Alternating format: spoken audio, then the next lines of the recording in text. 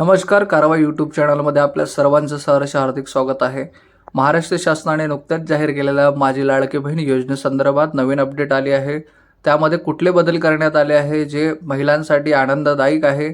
जे पात्रतेच्या अटी होत्या, शर्ती होत्या, त्याच्यामध्ये बदल झाला आहे. नव्याने निर्णय महाराष्ट्र शासनाने जाहीर केले आहे.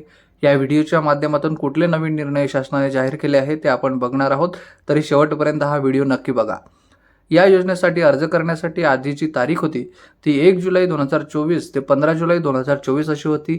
आता त्या तारखेमध्ये बदल करण्यात आले आहे आणि ती तारीख 31 ऑगस्ट 2024 पर्यंत वाढवण्यात आली आहे. म्हणजे या योजनेसाठी अर्ज करण्यासाठी महिलांना आता दिलासा मिळाला आहे. त्यामध्ये 2 महिन्याची मुदतवाढ ही महाराष्ट्र शासनाने करून देण्यात आली आहे.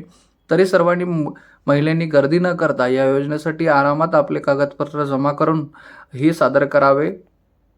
तसंच या योजनेसाठी आधी अर्ज करण्यासाठी अधिवास प्रमाणपत्राची ती आवश्यकता होती, ती अधिवास प्रमाणपत्राची आता आवश्यकता नाही. जर एखाद्या महिलेकडे अधिवास प्रमाणपत्र नसेल तर त्याऐवजी 15 वर्षापूर्वीचे रेशन कार्ड, मतदान कार्ड, शाळा सोडल्याचे प्रमाणपत्र, जन्मदाखला या 4 दाखल्यापैकी जर एक जरी दाखला तुमच्याकडे असेल तर तुम्ही या योजनेसाठी अर्ज करू शकता. म्हणजे तुम्हाला जी अधिवास प्रमाणपत्राची आवश्यकता होती ती आता अधिवास प्रमाणपत्र काढण्याची आवश्यकता नाही. त्याच्या व्यतिरिक्त तुम्ही रेशन कार्ड, मतदान कार्ड, शाळा सोडल्याचा दाखला, जन्मदाखला यापैकी एक कुठलाही दाखला सादर करू शकता या योजनेसाठी.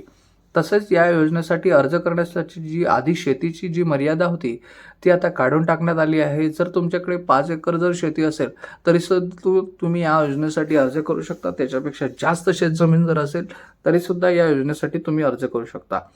त्याचसोबत आधी या योजनेसाठी जे महिलेचे वयोगट होते ते 21 ते 60 असे होते. आता त्या योजनेच्या वयोगटामध्ये बदल करून 21 ते 65 वर्ष असे करण्यात आले आहे. त्याचसोबत जर एखाद्या परराज्यातील स्त्रीने महाराष्ट्राचा अधिवास करणाऱ्या पुरुषाबरोबर जर विवाह केला असेल त्या महिलेला सुद्धा या योजनेसाठी अर्ज करता येईल. परंतु तिथे पतीचा जन्मदाखला, शाळा सोडल्याचे प्रमाणपत्र, अधिवास प्रमाणपत्र सादर करावे लागेल. त्यासोबत जी उत्पन्नाची जी मर्यादा होती ती 2.5 लाखापर्यंत होती. जर तुमच्याकडे उत्पन्नाची दाखला नसेल तर तुम्हाला पिवळे रेशन कार्ड किंवा केशरी रेशन कार्ड उपलब्ध असेल तर त्या व्यक्तींना, त्या महिलेला उत्पन्नाच्या दाखल्यातून सूट देण्यात आली आहे. तसेच एखाद्या पात्र कुटुंबातील अविवाहित महिलेला सुद्धा या योजनेसाठी अर्ज भरता येईल, अर्ज करता येईल. तिला सुद्धा या योजनेचा लाभ घेता येणार आहे. अशाच माहितीसाठी तुम्ही कारवाई यूट्यूब चॅनलला सबस्क्राईब करा. असेच नवनवीन अपडेट तुम्हाला मिळत राहतील. धन्यवाद.